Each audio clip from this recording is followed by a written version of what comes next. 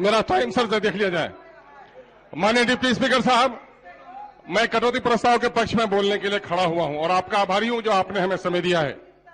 मान्यवर, इस वक्त तो जरूरत इसकी थी कि व्यापक बहस कराया जाए और तमाम तर विभागों पर सरकार के कार्यकलाप पर रोशनी डाली जाए, लेकिन अच्छा किया है शिक्षा को विषय बनाकर वाद विवाद को आपने आगे बढ़ाया है, इसके लिए मैं आपको बधाई देता हूं।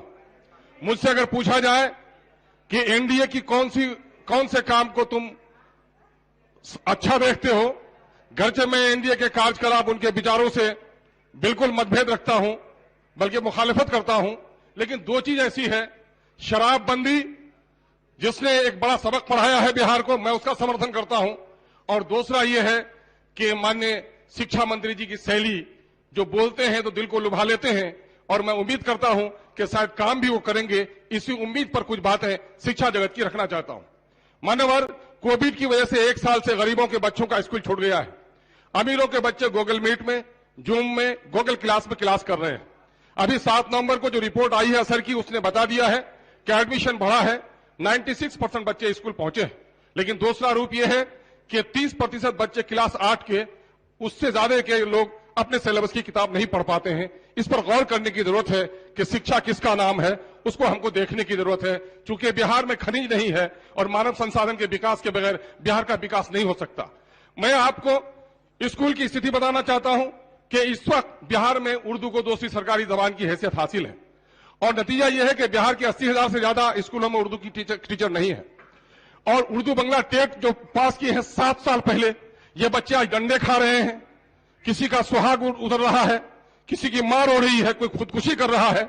सुप्रीम कोर्ट ने कहा कि हमदर्दाना तौर पर इनकी बहाली कीजिए, लेकिन आपने एसटीईटी को 50% में बहाल किया और उर्दू और बंगला के लिए आपने 60% अनिवार्य रख लिया। मैं समझता हूं कि संविधान की धारा 15 कास्ट, क्रीड और लैंग्वेज की बुनियाद पर किसी के साथ भेदभाव नहीं किया जाए, उसका वायलेशन है। मैं चाहता हूं कि इन पर गंभीरता से सरकार विचार करे और ये बच्चे 5% मांग रहे हैं, बल्कि 50% देकर इनकी बहाली की जाए, ताकि उर्दू जो बिहार की दूसरी सरकारी जबान है उसके पठन पाठन का कार्य हो सके।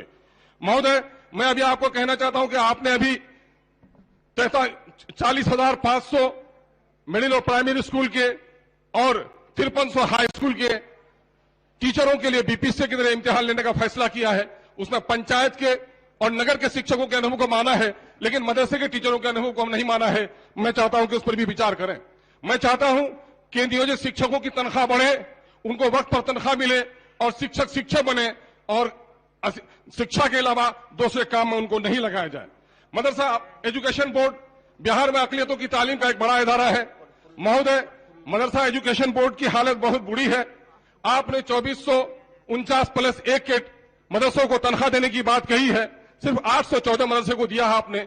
1600 मदरसा के टीचर भुखमरी का शिकार हैं, उनकी तनख्वाह जल्द से जल्द जारी कराई जाए। मदरसा के 2005 से पहले के टीचरों को आप पेंशन उन पर लागू कीजिए।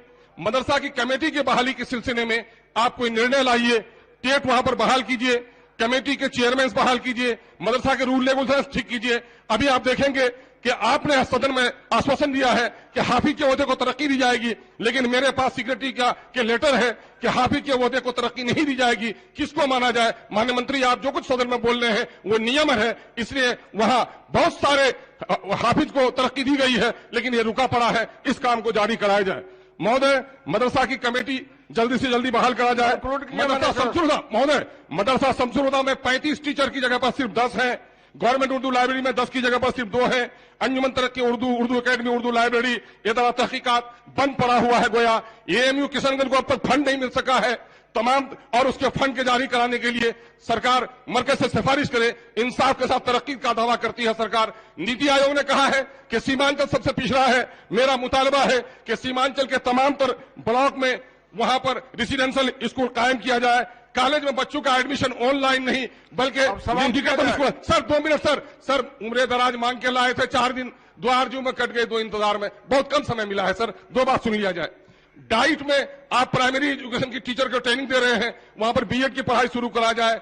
दास्ताने गम जब हम सुनाने लगेंगे, पत्थर भी आंसू बहाने लगेंगे।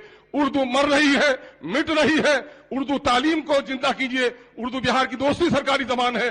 मान्यवर हमारे मंत्री जी उर्दू की भाषा जब बोलते हैं सबको लपेट लेते हैं, बल्कि विपक्ष को चुप करने के लिए उर्दू के शब्दों का बड़ा सुंदर प्रयोग करते हैं। उर्दू जिंदा नहीं रहेगी तो हिंदी भी मर जाएगी।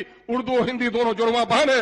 उर्दू के तमाम तर टीचरों की बहाली की जाए, मदरसे की हालत अच्छी बनाई जाए, एएमयू को फंड दिलाया जाए ताकि उर्दू आबादी यकीन करने लगे कि ये सरकार जो कहती है इंसाफ के साथ तरक्की, तो दोनों आंखों से रोशनी होगी, तभी दुल्हन खूबसूरत होगी। हिंदी के साथ उर्दू को भी जिंदा रहने दीजिए और एसटीटी उर्दू टेक के नौजवानों को फौरन बहाल कीजिए और मदरसा के सारे लंबित मसाइल को हल कीजिए। मैं इसके लिए आपने समय दिया, इसके लिए मैं आपका शुक्रिया अदा करता हूं और आशा करता हूं कि वजीर तालीम जो बड़ी संजीदगी से उर्दू के मसाइल को सुन रहे हैं, इन उर्दू के मसाइल को हल करने में फौरी इक़दाम करेंगे। बहुत बहुत धन्यवाद, शुक्रिया।